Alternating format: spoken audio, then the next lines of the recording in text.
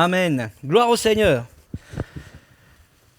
Vous imaginez pas à quel point pour moi ça a été terrible cette période de confinement, je ne sais pas vous, mais moi je l'ai très mal vécu. J'étais malheureux, j'étais heureux par contre d'être pouvoir partager des temps avec ma famille, personnellement des moments avec mon fils qui ont été très privilégiés, mais la communion fraternelle me manquait. J'étais triste. J'étais malheureux.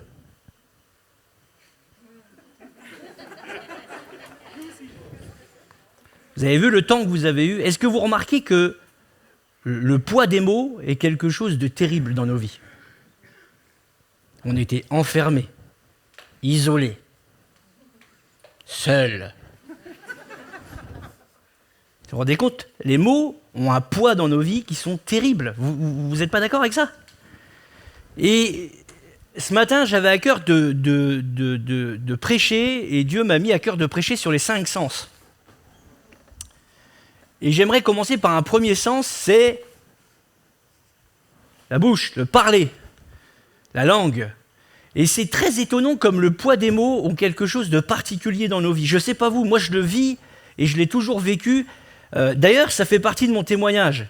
Je suis arrivé à l'église très jeune avec ma mère et je suis un garçon qui a connu le Seigneur jeune mais avec beaucoup de difficultés. J'ai été suivi par des psychologues, etc. J'ai eu des grosses difficultés personnelles qui m'ont amené à intégrer une école spécialisée et j'ai été suivi, etc. Ça a été très compliqué et Dieu m'en a délivré, guéri. J'ai pu aujourd'hui avoir un métier et je rends gloire au Seigneur.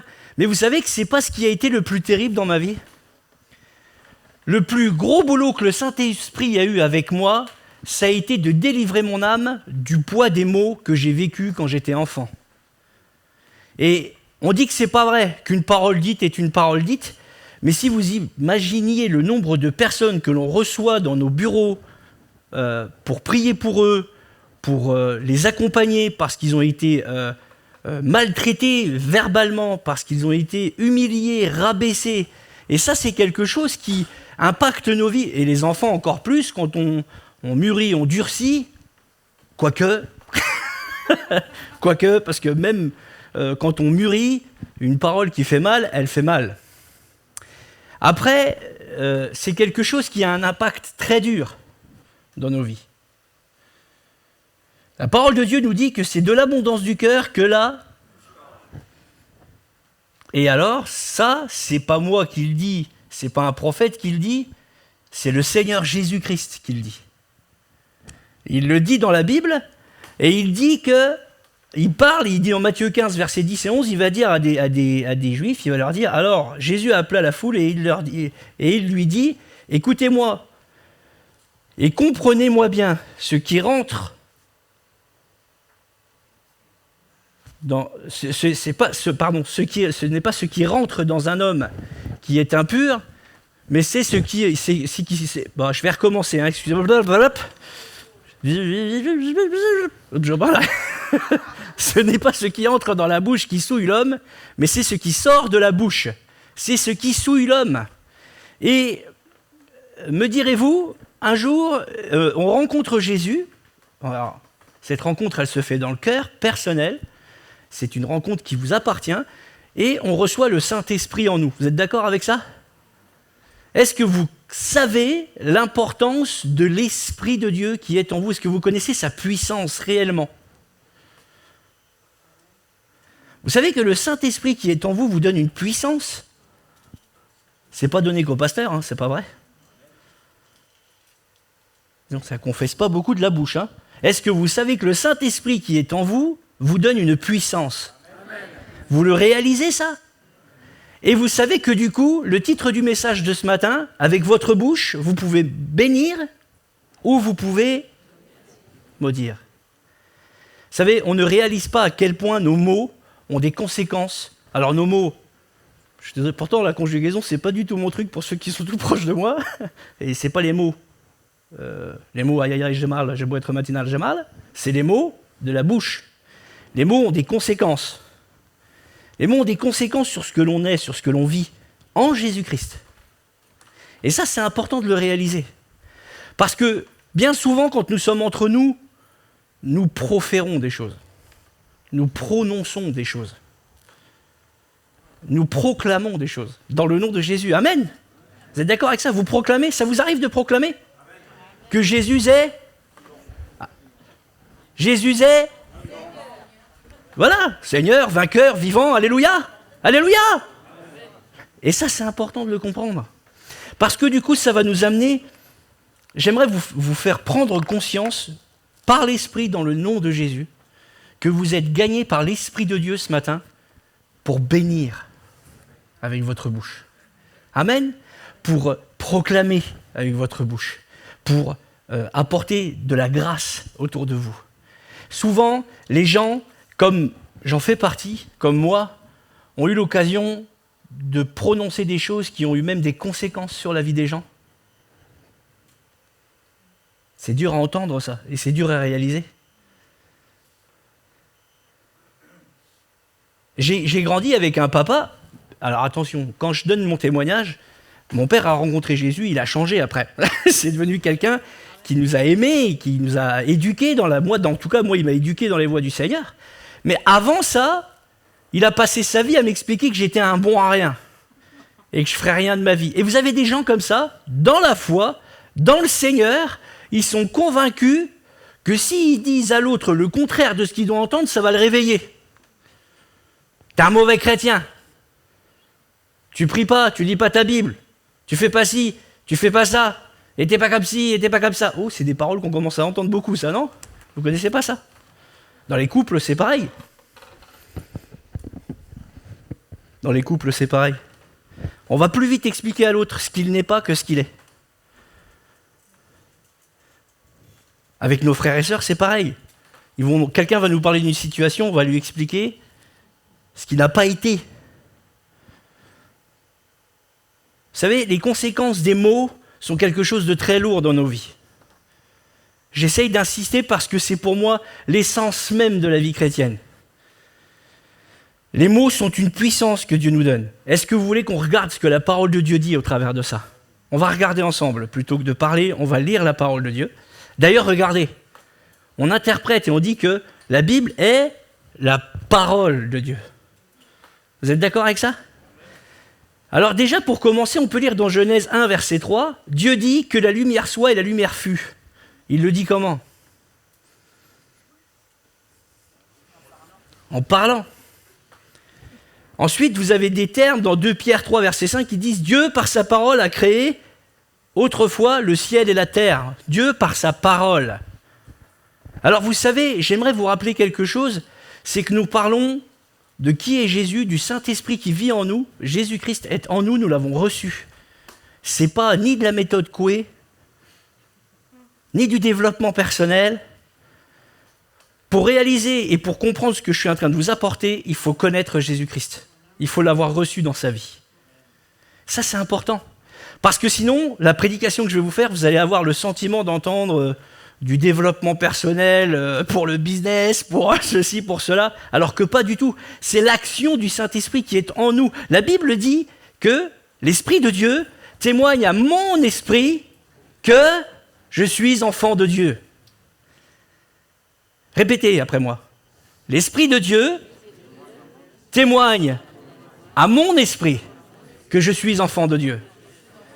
Alors à partir de là, je porte des mots qui ont des conséquences de bénédiction pour les autres. Amen. Amen. Amen. Amen. Amen. Les paroles de Dieu que nous pouvons, les paroles que nous pouvons prononcer sont souvent des paroles qui peuvent bénir ou maudire, comme je le disais. Et la priorité pour moi et la genèse de tout était bien que dès le départ, Dieu parle. Dieu parle, il dit que la lumière soit, et la lumière fut. Dieu dit, il y aura des oiseaux, il y a eu des oiseaux, etc., etc., etc. Je vous invite à lire la Genèse, et vous verrez que Dieu parle, et au moment où il parle, ça s'accomplit. Est-ce que vous savez que Dieu peut vous donner cette puissance, pas de créer la terre, parce que ça lui appartient, mais de pouvoir avoir des paroles qui vont avoir un effet d'onction sur les autres?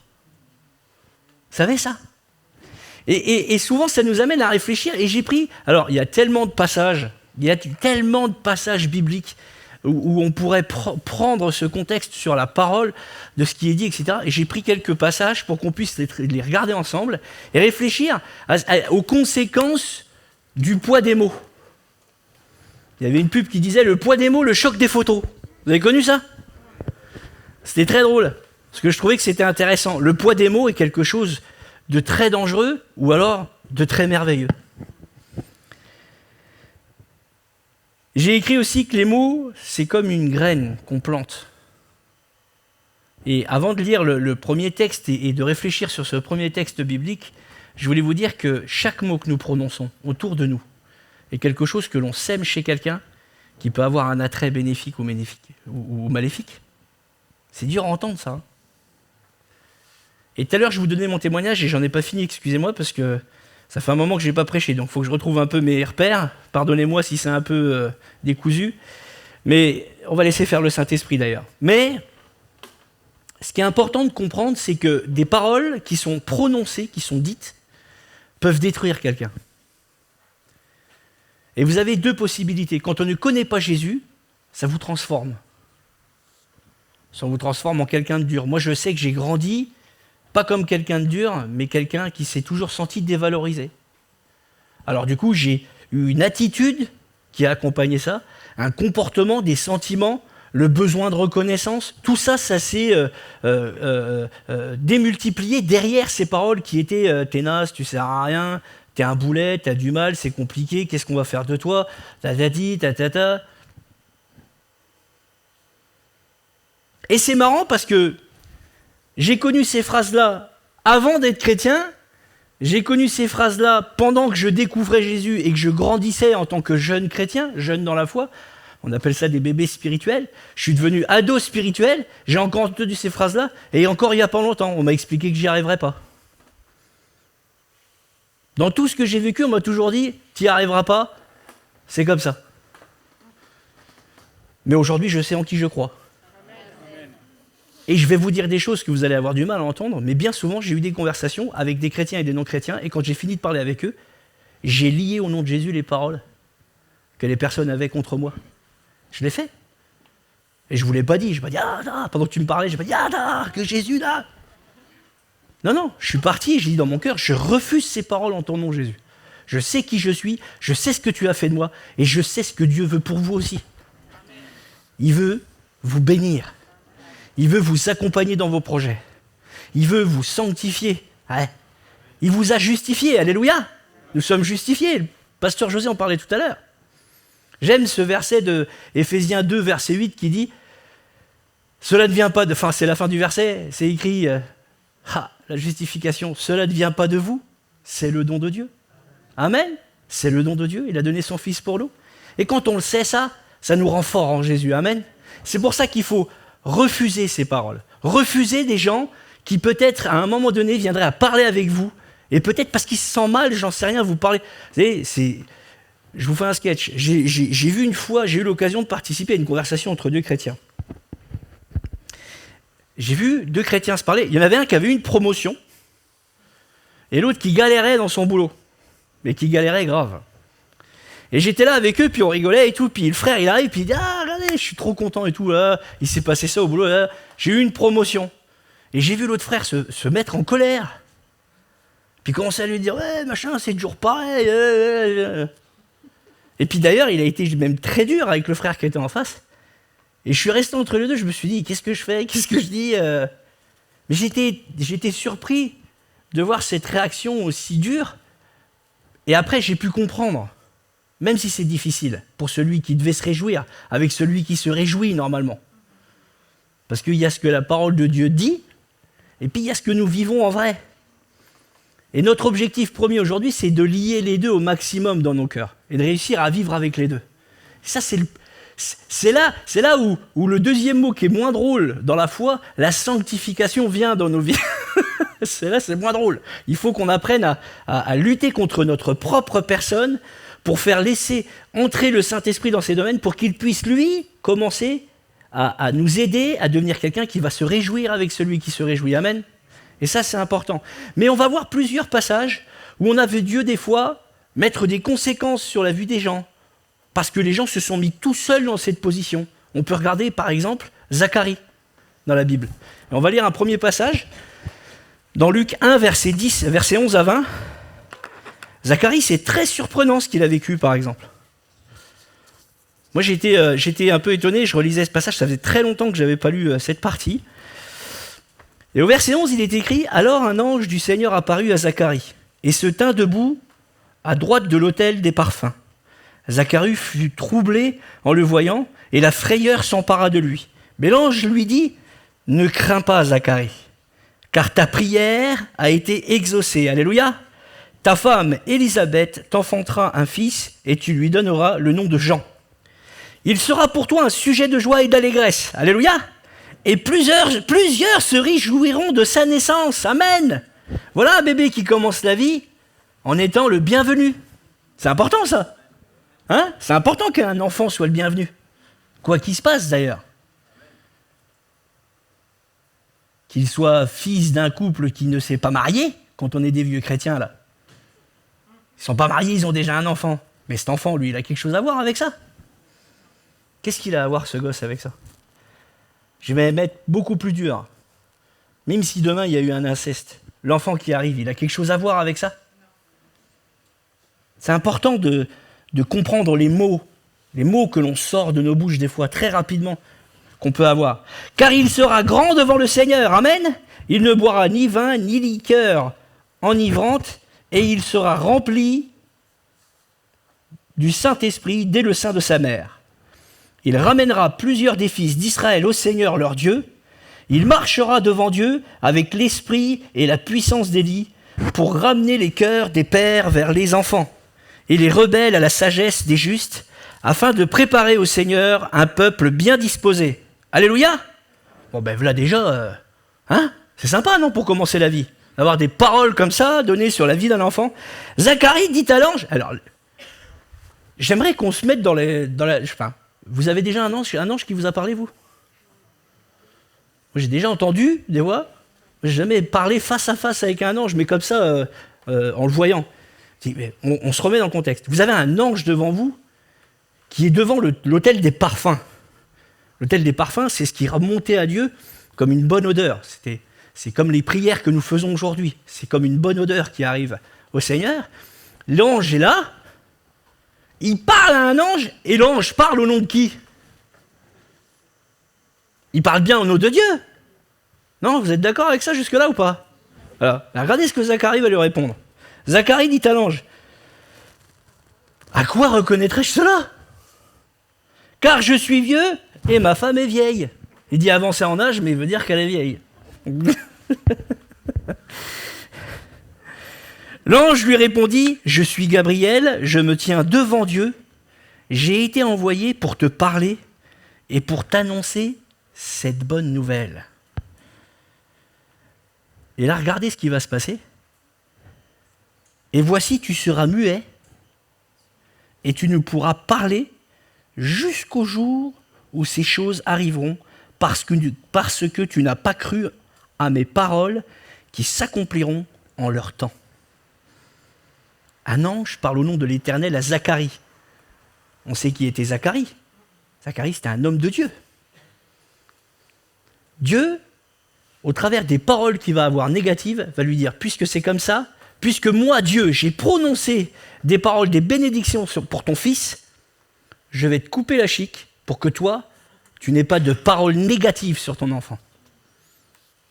Vous vous rendez compte des conséquences pour Zacharie? Alors effectivement, l'enfant est arrivé et les choses ont changé. Mais vous vous rendez compte un peu les conséquences des paroles que nous prononçons, que nous pouvons prononcer? Est-ce que Dieu t'a donné des promesses? À toi personnellement.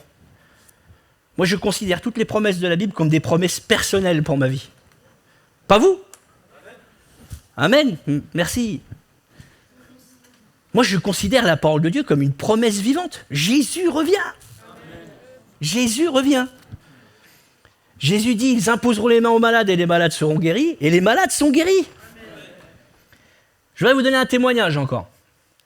Il y a quelque temps de ça, quand nous ne portions pas de masque, nous étions dans l'église, et le culte s'est fini, et avant on allait au café. Mais ça, c'était avant. On allait au café, de l'autre côté. Et puis, vous savez, moi, je suis quelqu'un, je pense qu'il y en a qui commencent à m'observer et qui me voient, je passe beaucoup d'une personne à l'autre après les cultes. Je me fixe toujours un objectif de voir le plus de monde possible. Bon, quand on sera 3000, ça va être compliqué, mais voilà. Et puis, j'aime bien, là. Et puis, je me retrouve de l'autre côté, assis avec une sœur à table. Puis, je commence à parler avec elle. Et puis, je commence, elle me dit, voilà. Et on parlait des conditions compliquées pour trouver du travail pour une personne de couleur à Reims. Et les alentours. Ah, je parle d'un sujet moins drôle, là. Et puis, du coup, je lui dis, c'est vrai. Elle me dit, ah oui? Je dis, oui, c'est vrai. C'est vrai que c'est compliqué. J'en suis moi-même le témoin que c'est compliqué pour certains métiers et que c'est compliqué de trouver du boulot. Et moi, je peux même vous le dire, étant d'origine portugaise, que ça m'est déjà arrivé d'avoir des réactions très bizarres. Le poids des mots, encore une fois, des gens. Mais quand je dis ça, je m'arrête et je dis, ben voilà, je viens de lier quelque chose qui n'est pas bon en fait. Moi-même. Vous êtes d'accord avec ça ou pas? Donc, je viens de dire, c'est vrai, tu ne trouveras pas de travail. C'est ce que je viens de dire. Et là, le Saint-Esprit me reprend et il me dit, au lieu de dire ça, tu vas prier. On a prié avec la sœur. Et je lui ai dit, écoute, c'est pas grave, il peut y avoir tout ça, hein. Le Seigneur va faire quelque chose. Amen. Le Seigneur a fait quelque chose. Le Seigneur lui a donné du travail. Et ça, c'est plus. Je vous invite à laisser faire le Saint-Esprit dans ces domaines. La sœur, si un jour elle veut en témoigner, elle en témoignera. C'est une sœur qui est dans l'église. Mais ce que je voulais vous dire juste, c'est que le poids des mots ont des conséquences sur ce que nous sommes en Jésus-Christ. Zacharie nous l'a prouvé au travers de ce qu'il a vécu. Quand il a commencé à expliquer que ça allait pas bien se passer. Alors que quand même, je veux dire, l'ange, il lui a quand même bien expliqué que ça allait bien se passer quand même. Je veux dire, il explique que son fils, il va être inspiré de Dieu, que Dieu va l'utiliser, qu'il va ramener des hommes à Dieu. Et enfin, moi, quand mon fils il est né, il y a un ange qui m'explique tout ça, ben l'autre, je le mets dans un coton et je me dis, je vais plus m'inquiéter pour moi que pour lui, parce qu'apparemment, pour lui, ça va bien se passer. On est d'accord ou pas? Quand une chose comme ça arrive, comment? C'est toujours surprenant. Et vous savez, dans la vie de foi, j'ai toujours remarqué que les gens passent plus d'efforts à s'expliquer comment ça va pas se passer que de se réjouir par la foi en disant « ça va bien se passer ». Et ça existe dans tout. Les gens sont comme ça. Ils prennent toujours du temps pour expliquer comment on va pas faire, ou comment on va pas avancer, ou comment on va pas pouvoir y arriver, ou comment ça va être compliqué, parce que y a pas le train, il y a pas les roues, il y a pas les rails, puis j'ai pas le cheminot, j'ai pas la locomotive, j'ai pas ci, j'ai pas ça. Et on va rentrer dans des explications. Le poids des mots. Le poids des mots peut avoir des conséquences sur nos propres vies. Je vais vous dire des choses qui ne sont pas drôles à entendre, mais que la parole de Dieu dit. Le poids des paroles peut avoir des conséquences sur notre santé. Moi, j'ai connu des centaines de personnes pour qui j'ai prié. Maintenant, je peux dire des centaines. Pour des problèmes de dos. Et je sais que souvent, c'est lié aux nerfs. Les gens s'énervent, sont contractés, énervés. À l'intérieur, dans l'âme, ça va pas. Donc ils s'énervent, ils sont tout le temps irrités, énervés. Les nerfs bloquent et c'est les premiers nerfs qu'on a, c'est dans le dos. Et ça prend aussi. C'est aussi des conséquences spirituelles. Et c'est pour ça qu'il faut prier au nom de Jésus. Amen. Le poids des mots peut avoir des conséquences sur notre santé, même plus loin. La critique, quelqu'un qui critique, peut demain être amené. On l'a vu dans l'histoire avec Moïse et son frangin et sa sœur. Bon, c'est resté dans une affaire de famille, mais ça a commencé à critiquer Moïse et tatati et tatata, et puis ben, la sœur, elle est tombée malade. Il a fallu qu'elle demande pardon. Les conséquences de nos mots ont des conséquences dangereuses dans nos vies. Ou alors elles peuvent bénir. On va le voir après. Amen. Vous savez, je me suis posé une drôle de question qui m'a fait pleurer. Hier soir, parce que j'ai du mal à en parler de ça, mais combien de fois,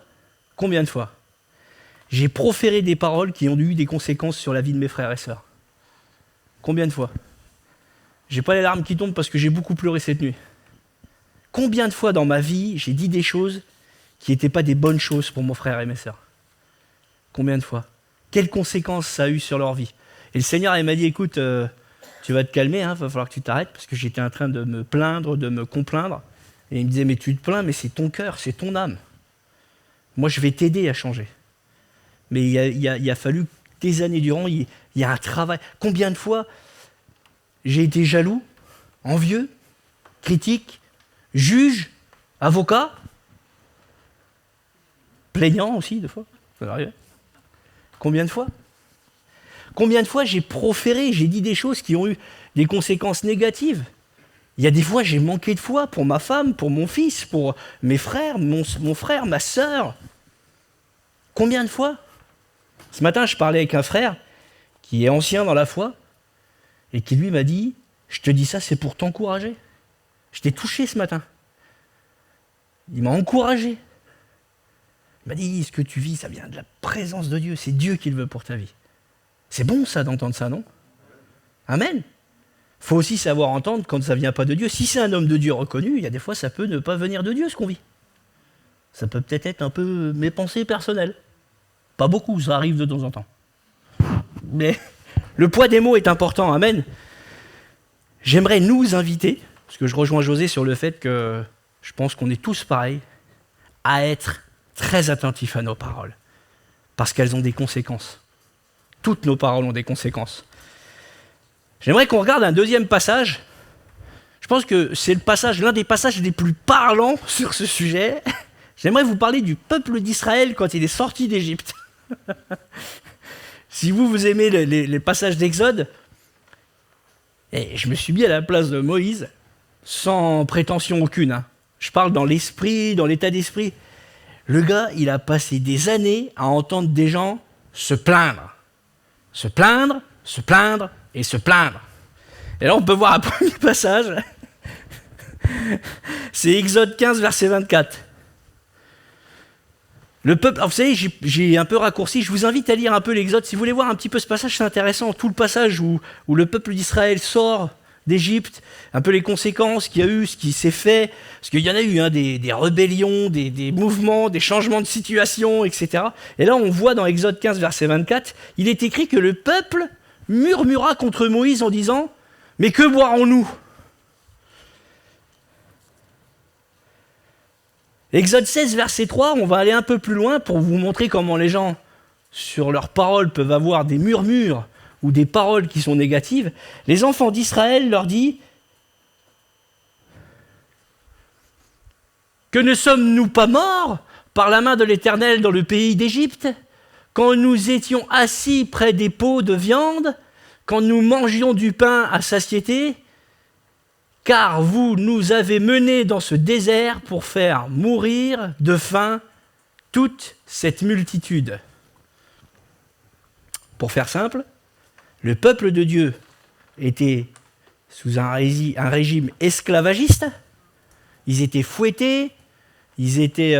ils les faisaient travailler jusqu'à ce que mort s'en suive, et les gens qui sont sortis d'Égypte, qui ont été délivrés de la main de Pharaon, et qui sont ceux qui ont vu la mer s'ouvrir en deux, ça c'est pareil, je ne sais pas si vous avez déjà été témoin de ça, mais moi je suis témoin de ça, ça c'est sûr, je crois en Dieu.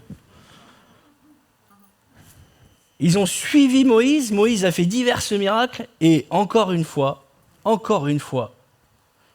le poids des mots. Le poids des mots.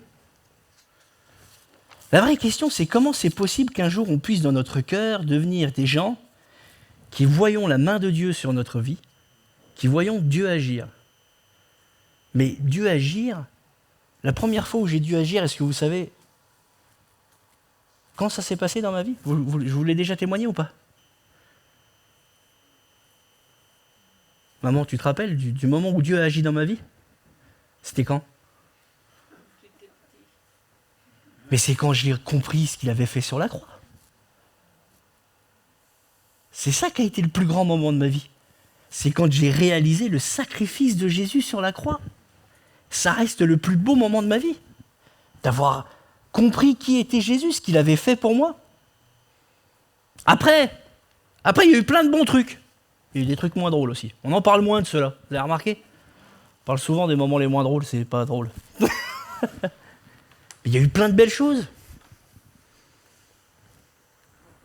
J'ai vécu des paroles dans ma vie, je vous donne des témoignages si vous voulez, pour pas... Avec ma femme, on n'arrivait pas à avoir d'enfants. Enfin, on arrivait à les avoir, mais malheureusement, elle les perdait avant le terme. C'est arrivé, je ne veux pas donner de mauvais chiffres, 10 fois. Et je vais être très honnête avec vous, sur une assemblée de 200 personnes, arrivé au 6e enfant qu'on avait perdu, il n'y en avait plus que 2 qui continuaient à avoir la foi pour nous. Et j'ai des gens qui m'ont dit des choses qui m'ont fait beaucoup de bien.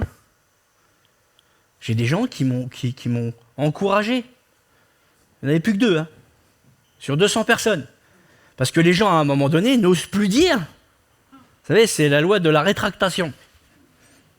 Quand Jésus n'agit plus, alors là, ou n'agit pas, parce qu'il n'agissait plus, il n'agissait pas, parce qu'il préservait la santé de mon épouse quand même, on n'ose plus. On n'ose plus proclamer qui est Jésus. Parce qu'une défaite, 2 défaites, à force de prendre des coups sur la tête, on se dit, on va peut-être pas trop dire que Jésus est vainqueur. Si, il est vainqueur. Il est vainqueur. Il est vainqueur. La vraie question est, qu'est-ce qui, dans mon âme, a joué pour que les choses changent ou pas ? Je ne sais pas. Aujourd'hui, j'ai des choses que je peux vous dire sur ce vécu, par exemple. Je peux vous dire que si j'avais eu mon enfant trop tôt, j'aurais été un très mauvais père. Mais ça, on ne le dit pas. J'étais déjà pas un très bon mari, alors je ne pouvais pas être un très bon père. Mais par la grâce de Dieu, ça va maintenant. Amen. Parce que j'ai laissé le Saint-Esprit venir dans ce domaine dans ma vie. Pour devenir essayer d'être un bon père, un bon mari, essayer. Il n'y a que Jésus qui est parfait, je vous rassure. Tous les maris qu'on fait, heureusement qu'il a dit ça. Voilà. mais on a ce levier que Dieu nous met dans nos cœurs et qui ont des conséquences sur les mots. Et je vais vous dire, pendant que on a perdu ses enfants, j'ai eu des paroles négatives. À un moment donné de ma vie, j'ai dit, mais ne priez plus pour ça, on n'aura pas d'enfants. J'ai commencé à dire, tant pis, on va faire autre chose de notre vie. On fera autrement. J'ai des chrétiens bienveillants qui m'ont dit, c'est bien que vous n'ayez pas d'enfants, vous pourrez voyager plus. Alors je lui ai dit, effectivement, on se console comme on peut. Vous voyez, les gens, je pense que les gens, des fois, on est tous pareils. Mais vous savez, je suis comme ça aussi. Des fois, on a quelqu'un qui souffre en face de nous, et puis on est gauche des fois. On ne fait pas attention. C'est pas toujours... je crois aussi, parce que pourtant la parole de Dieu dit que c'est de l'abondance du cœur que la bouche parle. Et moi, j'ai quelqu'un qui vit avec moi qui dit toujours que généralement, quand quelqu'un sort quelque chose de sa bouche, c'est que ça a toujours été mûrement réfléchi. Et malgré de constater que c'est souvent vrai, quand c'est dur ou quand on veut faire du mal à quelqu'un, c'est facile. C'est pour ça que le poids des mots, et il faut être très attentif à ce que l'on dit. Mais je crois que le Seigneur, quand il vit en nous, sait aussi nous montrer la différence quand on peut bénir avec notre bouche. Amen. J'aimerais venir maintenant parler de choses plus sympas et venir plutôt sur le fait qu'on peut bénir avec notre bouche. Et je crois que Dieu, dans son infinie grandeur, a voulu montrer au peuple d'Israël, vous voyez, il y a eu ça, ce qu'on vient de lire, cette partie où les gens ont murmuré pendant la sortie d'Israël, mais au travers des années, Dieu a aussi pu montrer au peuple de Dieu qu'avec leur bouche, ils pouvaient avoir de grandes victoires. Jéricho, ça vous parle ? À partir de quand les murailles sont tombées ? Quand les gens ont crié, quand c'est sorti de leur bouche. Josué va le dire à Jéricho, ça a été la puissance du Saint-Esprit qui a permis que la puissance de Dieu balaye les murailles et puis qu'ils puissent gagner le pays promis.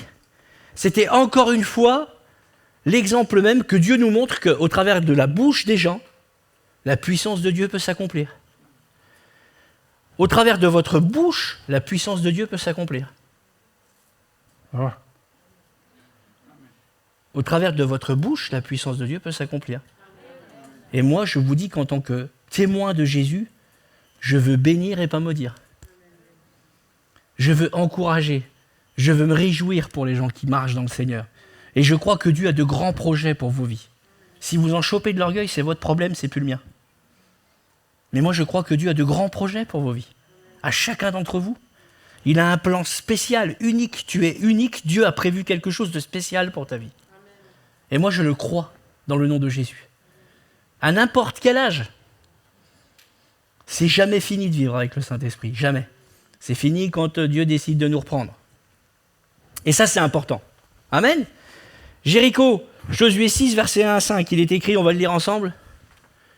Jéricho, c'est important de le lire parce que je trouve que ça a une vraie portée sur la voix et sur la parole. Jéricho était fermé et barricadé devant les enfants d'Israël. Personne ne sortait et personne n'entrait. L'Éternel dit à Josué, pas José. Vois, je livre entre tes mains Jéricho et son roi, ses vaillants soldats. Faites le tour de la ville, vous tous, les hommes de guerre, faites une fois le tour de la ville. Tu feras ainsi pendant 6 fois. 6 jours, merci. Hop, ça va aller mieux. 7 sacrificateurs porteront devant l'arche 7 trompettes retentissantes. Le 7e jour, vous ferez 7 fois le tour de la ville et les sacrificateurs sonneront des trompettes. Quand ils sonneront de la corne retentissante, quand vous entendrez le son de la trompette, tout le peuple poussera des grands cris. Alors la muraille de la ville s'écroulera et le peuple montera chacun devant soi. Amen. La voix est quelque chose qui a une conséquence bénéfique dans l'œuvre de Dieu. Votre voix a de bonnes conséquences. Vous pouvez décider de bénir. Vous pouvez décider d'encourager. Vous pouvez décider de proclamer la guérison sur la vie de quelqu'un. On le fait quand on évangélise. Vous parlez tous un petit peu de Jésus, je pense. Vous essayez du moins. Alors, certains ont comme quelque chose de simple, et ils ont cette faculté simple d'apporter vite Jésus-Christ dans une conversation. D'autres, ça va être sur la longueur. Mais malgré tout, vous êtes tous d'accord avec moi qu'on proclame toujours la gloire de Jésus. Quand on parle de Jésus, on dit toujours c'est bien fait, ce qu'il a fait. On lui dit pas si tu deviens chrétien, t'en auras des combats. Si tu deviens chrétien, t'en auras des galères. Parce qu'il va falloir vivre avec des règles. Va falloir s'imposer des choses. Attention, c'est pas simple. Oula, si c'était simple d'être chrétien, il y en aurait plus. Il y en a qui témoignent comme ça, c'est plus compliqué. Mais je crois qu'on peut bénir. On peut dire que à partir du moment où on a reçu Jésus-Christ dans notre vie, la vie devient extraordinaire. Mais elle est extraordinaire. Elle est extraordinaire. Moi, je vais d'étonnement en étonnement. Il y a des choses que je ne comprends pas. Et souvent, il y a des gens, ils me disent « ce que je vis, c'est incroyable, etc. » Il dit « Comment tu l'expliques ?» Je ne l'explique pas. On le vit. Dans la vie de foi, c'est ça qui devient fou. C'est qu'il y a des choses qu'on ne peut plus expliquer. Il faut les vivre avec Jésus. Faut les expérimenter. Et d'une fois que c'est fait, c'est foutu. Vous êtes dedans. Et vous voyez, Jéricho nous montre encore l'occasion de comprendre que la voix est quelque chose qui peut être utilisé pour gagner des victoires. Je vois bien Josué aller voir le peuple et leur dire, écoutez les gars, ça va être simple. Donc il va y avoir des trompettes, puis vous allez tourner. Puis vous allez retourner. Puis vous allez encore retourner. Il est 4 fois. 5 fois. Au bout d'un moment, les gars, ils ont dû se dire, mais qu'est-ce qu'il nous raconte ? Qu'est-ce qu'il nous raconte ? Mais quand ils ont crié et que les murailles sont tombées, quand la victoire est là, tout change. Tout change. Amen.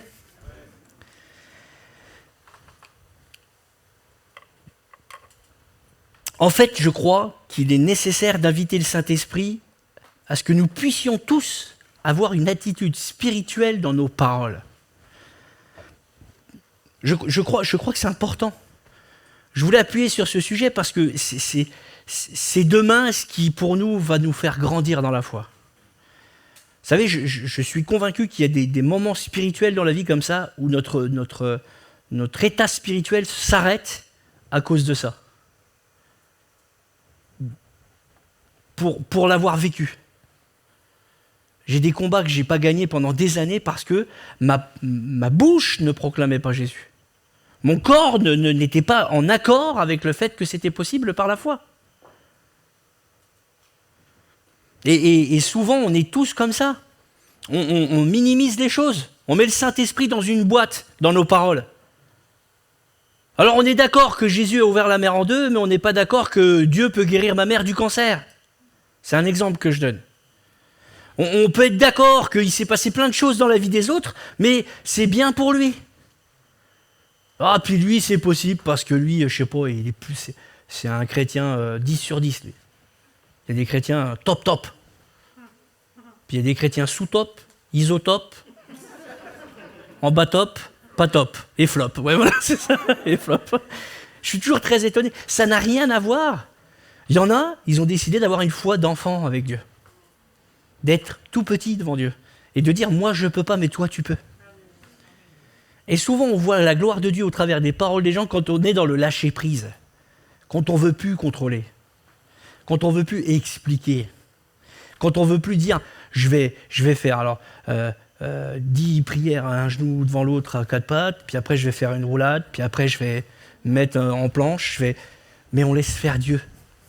Quand je dis ça, c'est que souvent on essaye d'avoir des attitudes pour que Dieu fasse. Mais c'est Dieu qui fait.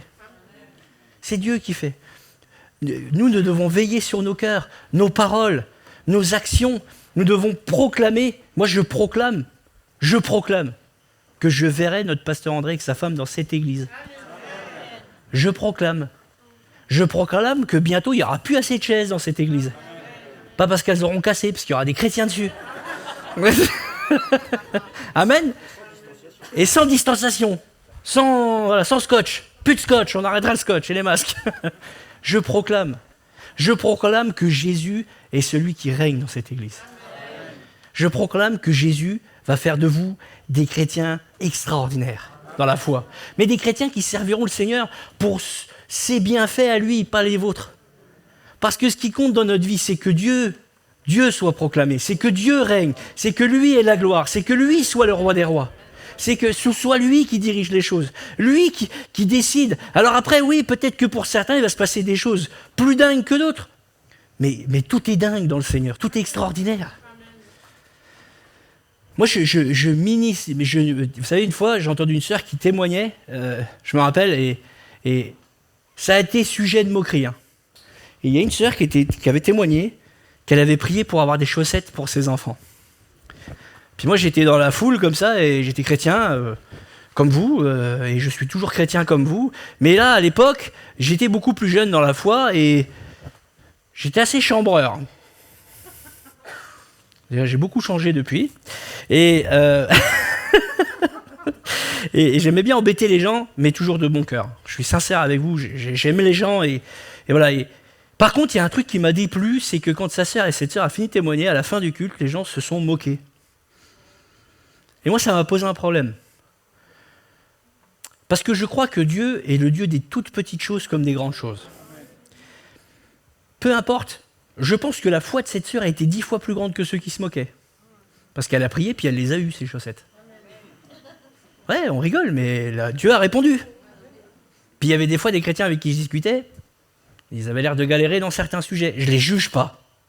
Je dis juste que des fois, on va vite dans nos paroles, très vite.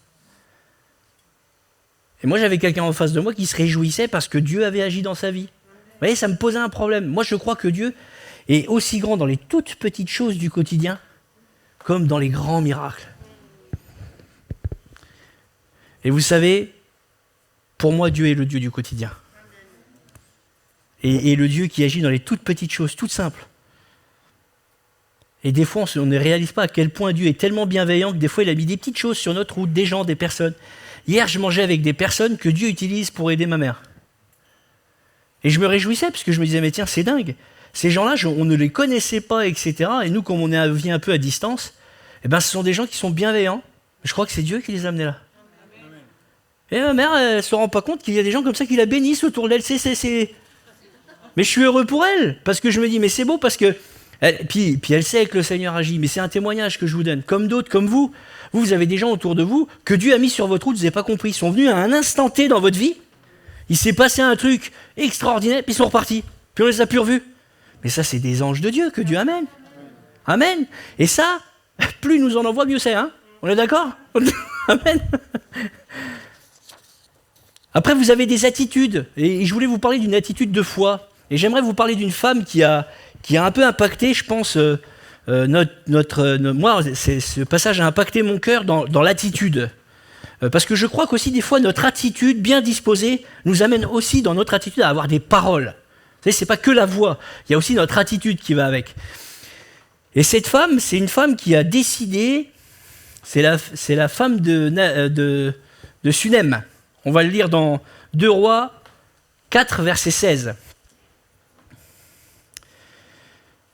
En fait, pour faire simple, il y a cette femme qui, un jour, a reçu Élisée chez elle, et il s'est dit, tiens, j'ai une pièce là où j'ai un ordinateur, tous mes vieux trucs, on a tous une pièce comme ça où on jette un peu tout, le temps qu'on finisse les autres pièces, il y a une pièce un peu qui sert à débarrasser. Et elle s'est dit, tiens, je vais tout débarrasser de là, puis je vais en faire une chambre pour que quand le prophète y passe, il puisse avoir un lieu où dormir.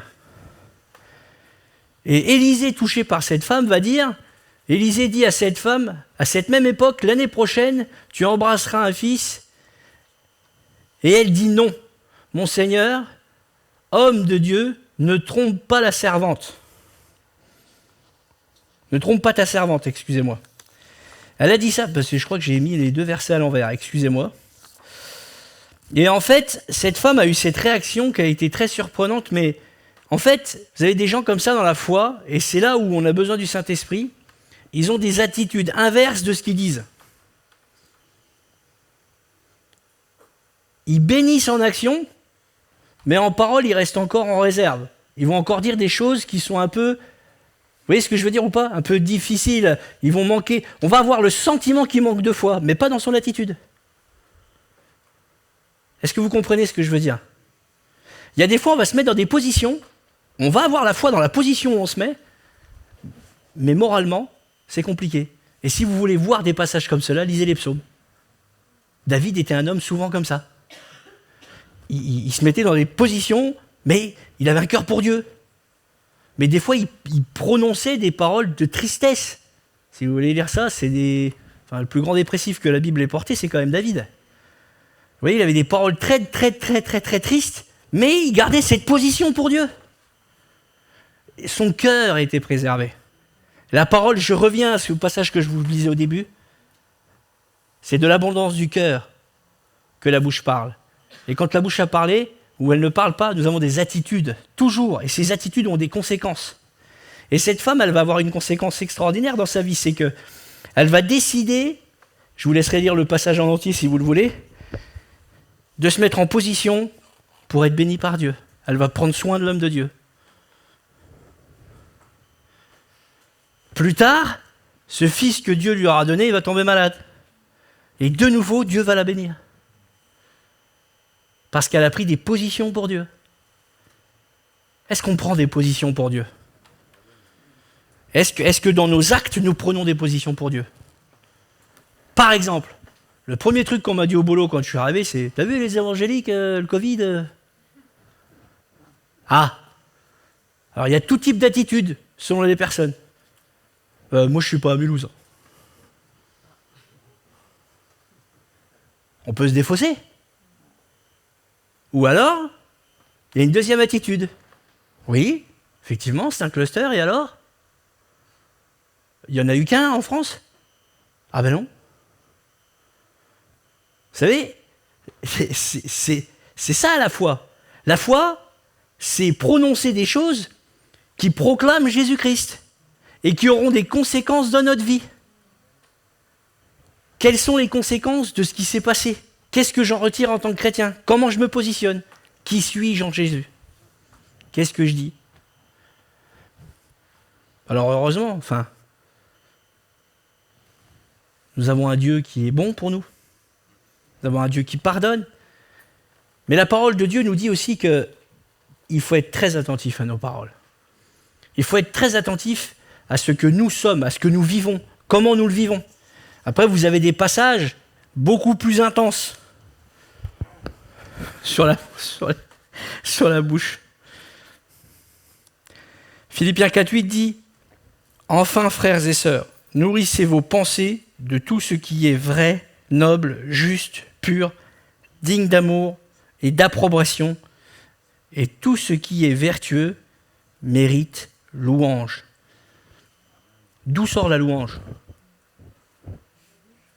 D'où sort la louange ? Nous louons le Seigneur. Ce matin, nous avons loué le Seigneur avec notre bouche. Et c'est pour ça que souvent nous sommes bien à la fin du culte. C'est la fin, je suis dans ma conclusion. Nous sommes bien parce que nous n'avons fait pendant 2 heures que de louer, proclamer, annoncer, parler, se réjouir de Jésus-Christ. Et ça, c'est important. 1 Pierre 3,9 nous dit « Ne rendez point le mal par le mal ou injure pour injure. Bénissez au contraire, car c'est cela à quoi vous avez été appelés, afin d'hériter la bénédiction. » Le poids des mots, le choc des versets, ça va être maintenant. Afin d'hériter la bénédiction. Par les mots que vous prononcez, vous pouvez être bénis. Alors prononçons le nom de Jésus, on va prier ensemble. Merci Seigneur, merci pour cette parole de Dieu. Merci Seigneur pour ces temps, Seigneur, où nous avons besoin plus que jamais de toi, Seigneur, pour être des gens qui bénissons de notre bouche. Éternel, moi je veux personnellement te demander pardon encore pour toutes les fois où je n'ai pas eu cette foi qui a été prononcée de ma bouche. Seigneur, je voudrais te demander pardon aussi pour toutes les fois où je n'ai pas été un instrument de bénédiction avec ma bouche. Mais je reconnais, dans le nom de Jésus, que c'est toi qui es capable de toutes choses. Et je reconnais aussi que c'est par ton esprit qui témoigne à mon esprit que je suis ton enfant, Seigneur, pour m'aider à devenir quelqu'un de meilleur dans mes relations, dans ce que je dis au travers de ma bouche.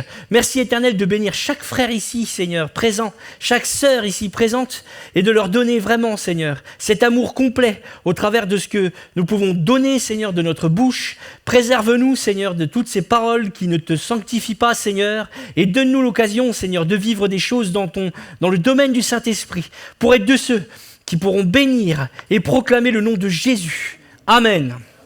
Gloire au Seigneur.